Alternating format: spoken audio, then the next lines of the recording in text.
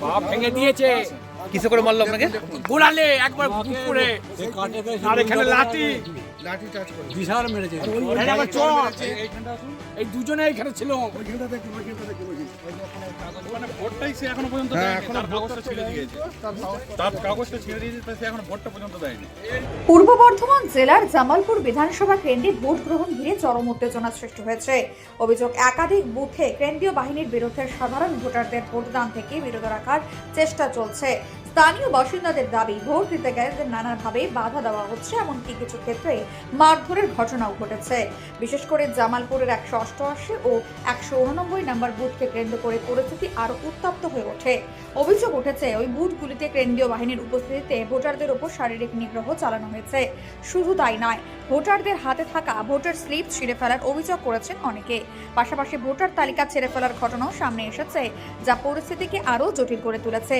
স্থানীয়দের একাংশের বক্তব্য, তারা গণতান্ত্রিক অধিকার প্রয়োগ করতে বুথে এলেও নানা রকম ভয়ভীতি ও বাধার সম্মুখীন হচ্ছেন। মূলের আমরা এখানে 400 মিটার দূরে আমরা বসে আছি, জোনা 3-4 ছিলাম। আর সেই এখান থেকে গাড়ি এসে, পুলিশের গাড়ি এসে আমাদেরকে দুমদাম করে মার চড়, পায়ে গোড়ালি মেরে আমার পাটাকে অকেজো করে দিয়েছে। এটা কি ভোট তো হচ্ছে, ওখানে হচ্ছে, আমরা গেছি ওখানে, এখানে হচ্ছে লিস্টে তাদের কাগজটা আমরা দেখছি, যাদের লিস্টে ঠিক নামটা আছে কি দেখে নিচ্ছি, চেক করছি, এছাড়া কিছু নয়। সিরিয়াল নাম্বারগুলো আমরা দিচ্ছি, সেটা কি ঠিক কি? আমরা কি ঘটনাটা কি ঘটেছে? আমরা এখানে যে এটা একটা ক্যাম্পের মধ্যে আমরা ওই 2-3-4 জন ছিলাম। কিসের ক্যাম্প হয়েছে? এই তৃণমূলের তরফ থেকে। এইবার তৃণমূলের তরফ থেকে যে ভোটার লিস্টগুলো আসছে, সেটা আমরা সিরিয়ালটা দেখে নিচ্ছি, নাম্বারটা, সেই নাম্বারটা দেখে আমরা বলি যাবো ভোট দিকে যাবো। এবার যা মন যায়, যাকে খুশি তা করে, আমরা তো তাকে জোর করে বলি এটা মারো এটা মারো, তা তো সব বলিনি। আর এইখান থেকে পুলিশ 3-4 গাড়ি পুলিশ এসে আমার এই পাটা এইখানে কি অবস্থা করে দিলে, লাঠি করে আবার এখানে চড়। কারা মেরেছে? পুলিশ। হ্যাঁ, মিলিটারি পুলিশ। আচ্ছা, তারা কি এসে কি ভেবেছে?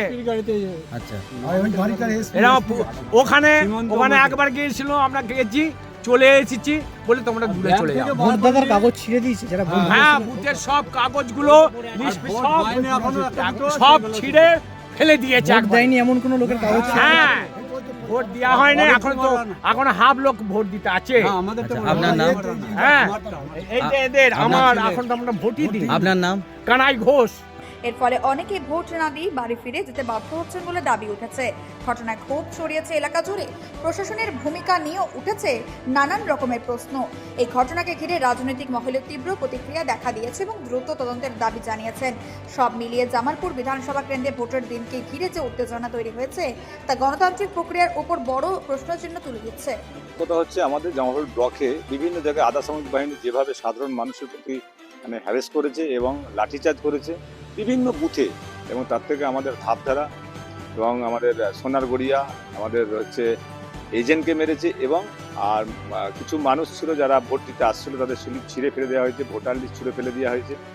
এবং যাচ্ছাতাই যেভাবে ব্যবহার করেছে আধা সামরিক বাহিনী, এবং গোটা ব্লক, যেমন কাঁটাডাঙ্গা থেকে শুরু করে হরগোবিন্দপুর শুরু করে মাধবপুর থেকে শুরু করে, এবং ভাষা, যে ভাষাটা আমাদের বাড়িতে মা বোন আছে, যেভাবে আমি ভাষা বলতে পারবো না, যাচ্ছাতাই ভাবে ভাষা ইউজ করেছে। সেই ক্ষেত্রে তারপরেও কিন্তু সাধারণ ভোটার কিন্তু তারা এগিয়ে এসে ভোটটা দিয়েছে। এটাই আমি সাধারণ মানুষকে আমি বলতে চাই, একটাই কথা, যে আপনাদেরকে ধন্যবাদ দিয়ে ছোট করব না, কিন্তু অন্যায়ের প্রতিবাদ যে বিজেপি সরকারের বিরুদ্ধে যে আমরা এটা আমাদের মনে হচ্ছে, তারা যে আমরা যেমন বিভিন্ন জায়গায় ঘুরেছি, আমাদের প্রার্থী ঘুরছে এবং আমিও ঘুরছি, এবং প্রত্যেকটা অঞ্চল সভাপতি তারা প্রত্যেকে একসঙ্গে, তারা প্রত্যেকটা বুথে আমাদের ছেলেরা আছে, এবং ভোট তার মধ্যে থেকে ভালোর মধ্যে ভালো হয়েছে।